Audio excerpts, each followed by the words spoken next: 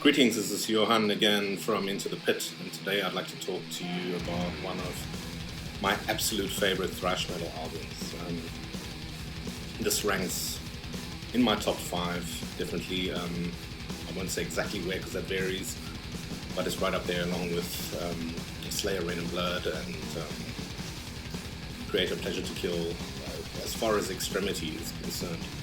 But this album is probably an album that I can pick out any day of the week, and I'll always enjoy it, and it will always be a great listen. Whereas some other albums, Rain and Blood, I won't pick up that often, but I find this album is just entertaining from start to finish. I don't know how many individual riffs are actually on this album. There must be thousands. It feels like it. The songs are extreme. I think it's probably one of the most extreme thrash bands ever, and I can hear the influence in a lot of new modern bands like Necromantheon and various others. So yes, without any further ado, the album we're talking about is Darkness Descends. There's a little bit of a story. I've actually got the CD now, but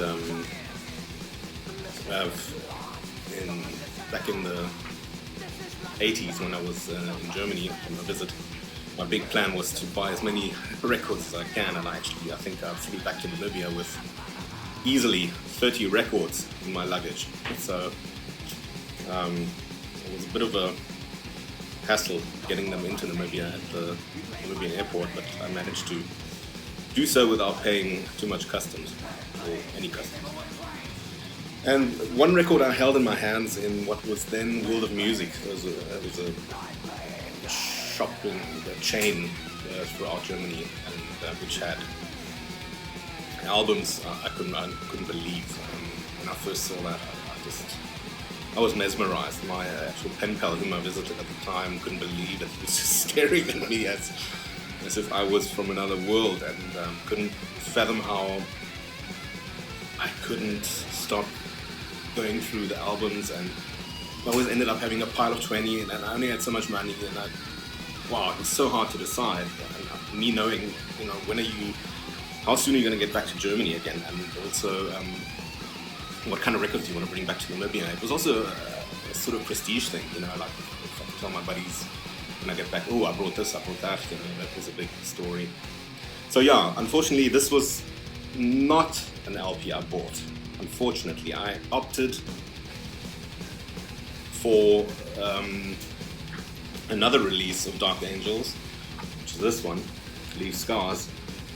And yeah, it was tough, not having heard. Well, actually, I had heard the song Leave Scars on Speed Kill sampler, so that was the only thing I was familiar with. So Leave Scars was, I sort of figured, well, you've heard a song of it, it's cool, and go for it, And then I thought, okay, often the debuts are a bit more rough, and the second album could be more polished, or not more polished, but better produced. So I went for Leave Scars, and well, in hindsight, I should have gone for Darkness Descends, and I still don't own it on vinyl. But however, I do have Time Does Not Heal, also a good album by Dark Angel, the last one they did. This I've actually got a gatefold, but this is a re-release, this is not an original pressing. And I've got Live Scars, also later repressing gatefold.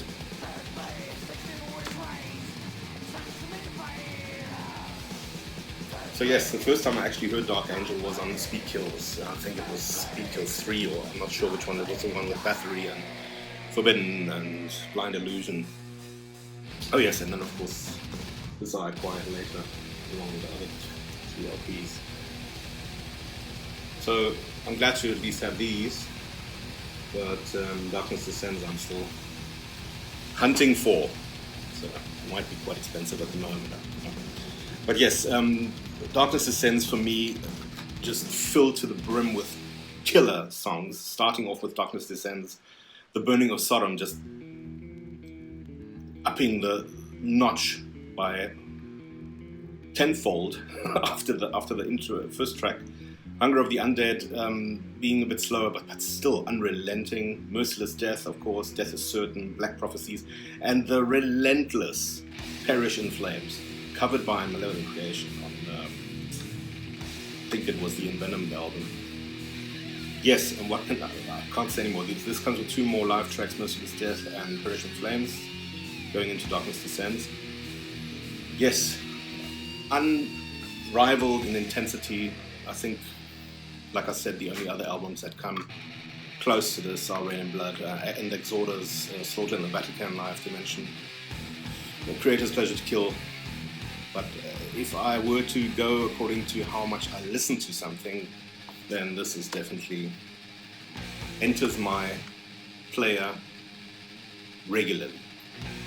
So definitely recommendable. One of the best thrash albums of all time.